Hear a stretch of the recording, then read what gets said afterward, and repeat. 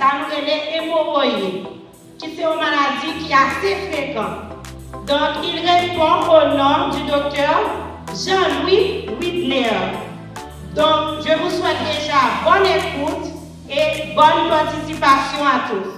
Cet après-midi, on va parler spécialement sur la maladie hémorroïdaire que bien pile monde pense que dans l'assemblée soit au gagné ou bien il y a un proche qui était en contact avec maladie ça déjà. Peut-être il fait prise en charge là déjà. Peut-être il peut faire peut-être que ça vous connaît, peut-être que ça vous connaît. Nous la jeudi pour nous partager ça nous connaît sous maladie ça hémorroïde. Non parti, nous pas perdre plus de temps. Nous faisons un coup d'œil rapidement que sur tableau pour regarder qui s'est passé dans la maladie hémorroïdaire. Alors, juste un rappel avant de définir ce qu'on appelle la maladie hémorroïdaire ou bien les hémorroïdes. C'est juste un rappel sur le tube digestif. Alors, le tube digestif, ce qu'on appelle également l'appareil digestif, il y a deux portes, une porte d'entrée et une porte de sortie. Porte d'entrée, c'est qui s'allie, c'est bouchou. Porte d'entrée, c'est anus ou bien dada. Alors, dans le tube digestif là, il commence dans la bouche, vous passez dans le pharynx, vous prenez l'ésophage, vous prenez l'estomac, vous prenez duodénum, vous prenez ce qu'on appelle jejunum, vous prenez iléon, vous prenez chécum, vous prenez côlon ascendant, côlon transverse, côlon descendant, côlon sigmoïde, le rectum et puis l'anus. Alors, problème qui gagne des fois que dans deux portes que type digestif gagne, des fois nous avons plus d'importance à bouche là qui est anus parce que nous jugeons que anus c'est un endroit qui néglige lié.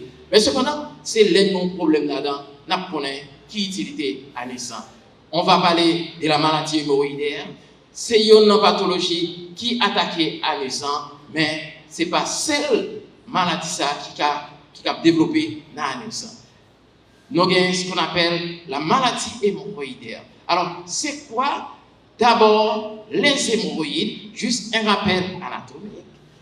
Les hémorroïdes, qui sont des vaisseaux, des veines ou bien artères, qui tapissent, ça des anus ou bien des en créole ou bien des rectums. Pour une raison X, et moi-même, et tout le monde qui a regardé la capacité ou bien qui a entendu si on live, gagner nous tous les hémorroïdes. Qui est le problème à le poser? C'est les vaisseaux viennent dilater maintenant sans coaguler en dedans, sans gonfler en dedans, sans pas circuler. Normalement, vaisseaux viennent dilater, ou viennent ou gagner maladie hémorroïdaire. Alors, sans perdre de temps, il y a ce qu'on appelle la maladie hémorroïdaire. C'est quoi? C'est une dilatation, ce qu'on appelle des vaisseaux sanguins de la zone anale, autour à anus, ou bien en dedans, ça veut dire canal anal, en dedans derrière même, quand c'est des veines qui dilatent, qui ont des veines hémorroïdales, qui baillent ça veut dire maladie hémorroïdaire. Alors, c'est une maladie où il n'y a pas ce qu'on appelle des discriminations sexuelles. Autant de garçons, autant de filles sont concernés par cette maladie. Alors, pour la maladie hémorroïdaire, comme toute autre maladie, il y a ce qu'on appelle certaines complications qui sont liées à certaines maladies. Non, la maladie hémorroïdaire, il y a ce qu'on appelle la thrombose hémorroïdaire, qui est la complication la plus redoutable de la maladie hémorroïdaire. C'est quoi la thrombose hémorroïdaire? Au niveau pour tout anus, ou bien en dedans anus, ou bien sang qui coagulé, il va recycler, l'aile va recycler, il vient faire une boule, des fois, lors de la toilette, ça passe, si une toilette qui tue, il y a pied sous muqueuse, ça va les muqueuses, c'est tapis qui pratiquement côté celle-là glissée, tombée, même si celle-là passe, il va baisser, et ça ne fait pas fermer tout, c'est à cause de muqueuse qui fait pas fermer, sinon il a fermé. Maintenant, qui s'est passé? Boule ça, les selles du à pied sur lui, qui ça le fait? Il a blessé, il y a une hémorragie qui a fait mon père en pile, des fois, toute sang qui était coagulé en dedans, qui a sorti, des fois, dans les pas sorti. Les ça, on est obligé à l'hôpital pour un médecin pour terminer, pour retirer caillou ça, qui a balé en pile douleur et qui nuit. Et c'est une cause qui mène mon à l'hôpital, la caillou en urgence. Après ça, quand on a pris mon la caillou, oui, mourir. Alors, il y a un schéma, ça regardez ici, c'est caractéristique de la thrombose hémorroïdaire que vous avez au niveau du poutou de la nuque. Regardez bien, cette thrombose, la veine est bien dilatée. Maintenant, qu'est-ce qu'il faut faire dans cette thrombose? C'est tu fais ce qu'on appelle une analgésie locale, maintenant anesthésie locale, avec un peu de lidocaïne, pour me dire maintenant, vous allez à l'anesthésie locale, maintenant vous pouvez sourire, vous faner, vous retirer. Maintenant, vous retirez caillou qui en dedans complément ça. Maintenant, après ça, vous faites pas ça pour les gens n'a pas de douleur encore, problème non résolu. D'accord? Aussi simple que ça. Vas-y. Alors, ici, encore c'est toujours la complication. Vous voyez ici, au niveau de cette thrombose que vous avez, au niveau de hémorroïdes internes. D'accord? C'est possible que vous avez des hémorroïdes internes ici. Maintenant, ici, regardez. À l'extérieur, bien au bout de la nuque, ce qu'on appelle des hémorroïdes externes que je parle tout à l'heure, également des hémorroïdes internes que vous avez au niveau du canal anal. Vas-y. Alors, la complication, on a parlé des thromboses tout à l'heure déjà. Maintenant, c'est la même prise en charge, c'est la même considération qui va se produire pour ces patients parce que, quand même, c'est les thromboses hémorroïdaires. Alors, c'est qu'il y a des personnes qui supportent très mal la thrombose hémorroïdaire. Il y a des personnes qui supportent plus ou moins bien, d'accord? C'est pourquoi tu peux trouver des personnes en consultation avec thrombose hémorroïdaire, bien tu peux trouver des personnes au stade où il y a une rupture de la thrombose, d'accord? Où le sang, où les caillots peuvent sortir complètement, ou bien certains caillots peuvent rester figés au niveau, à l'intérieur de la veine. Alors, les trois types de traitements, il y a ce qu'on appelle un traitement médical, deux, il y a ce qu'on appelle un traitement instrumental, trois, il y a ce qu'on appelle un traitement chirurgical, qui est le traitement de dernier recours pour ces patients, ou bien pour ces patients. Le traitement médical consiste en quoi? Alors, quand on parle de traitement médical, nous voyons ça au médicaments. D'accord? C'est médicaments pour garder qui genre pour résoudre le problème ça. Alors, qui médicaments vous avez? Ça va aider les AINF. D'accord? C'est anti-inflammatoire non stéroïdien. Ça veut dire quoi? Du gamme, ibuprofène, parafotan, etc. Tout ça qui est en termes anti-inflammatoires non stéroïdiens, vous pouvez utiliser pour hémorroïdes. Cependant, attention, parce que si vous avez un problème au niveau estomac déjà, vous avez traîné une gastrite, vous avez traîné un ulcère gastrique, ce n'est pas recommandé. Même si vous avez un hémorroïde, même si vous avez une douleur, pour prendre ça relais AINSA, anti-inflammatoire non stéroïdien. Autre chose, il y a ce qu'on appelle des pommades à la base de cortisol, d'accord? Comme la cortisol a une action anti-inflammatoire, maintenant, il va agir comme les anti-inflammatoires non stéroïdiens. C'est des pommades, ce qu'on appelle à base des trucs locaux qu'on va utiliser en gel, que vous prenez un petit pommade d'eau, vous finissez payer un petit corps, maintenant vous appliquez pommade là, côté pour sortir qui est hémorroïde. Autre chose, il y a ce qu'on appelle les toniques et les protecteurs veineux. C'est des médicaments que vous pouvez utiliser pour faciliter la circulation sanguine beaucoup plus à l'aise pour sang, parité, coaguler au niveau vaisseau hémorroïdéen pour le maladie hémorroïdaire. Alors, il y a également ce qu'on appelle le traitement instrumental. Le traitement instrumental consiste à faire quoi? Il y a ce qu'on appelle, tu regardes au niveau du canal anal avec le rectoscope ou bien rectosigmoïdoscope, tu regardes à l'intérieur de l'anus, où est boulet hémorroïdaire. Maintenant, ou prend un instrument avec une bande élastique, ou voyez, ou étendue. Son phénomène qui est simple, ce n'est pas trop compliqué. Il y a des gens qui sont habitués, qui ont pour la caillou, il y a des gens qui ont pigeon la caillou. C'est le même mécanisme, les gens fil, prennent un orteil, un pigeon, ou par retirer le boulet, lirer et strangler jusqu'à ce qu'il coupe. C'est le même mécanisme, et là, c'est fait dans le cas de l'hémorroïde. C'est ça, un traitement instrumental. Aussi simple que ça. Alors, il y a ce qu'on appelle le traitement chirurgical. Le traitement chirurgical, ça fait quoi? C'est couper l'hémorroïde qui est avec une lame de bistouri, évidemment sous anesthésie locale ou anesthésie loco-régionale. Pourquoi?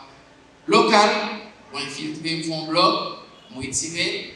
Loco-régional, c'est comme si on a fait ça, on césarienne, on paralysé, anesthésie, ça va maintenant, on piqué dans le dos, là-bas on piqué dans le dos, la paralysé devant mes inférieurs avec toute région pelvienne, mais même là, ça, je travaille sous anesthésie sans barrer de problème.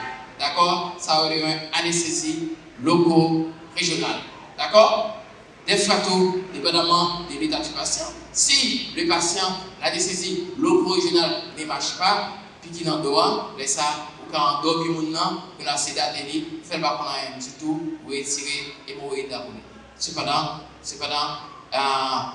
il y a une condition, il y a ce qu'on appelle, dans le traitement chirurgical, vous voyez, viens avec le schéma s'il te plaît.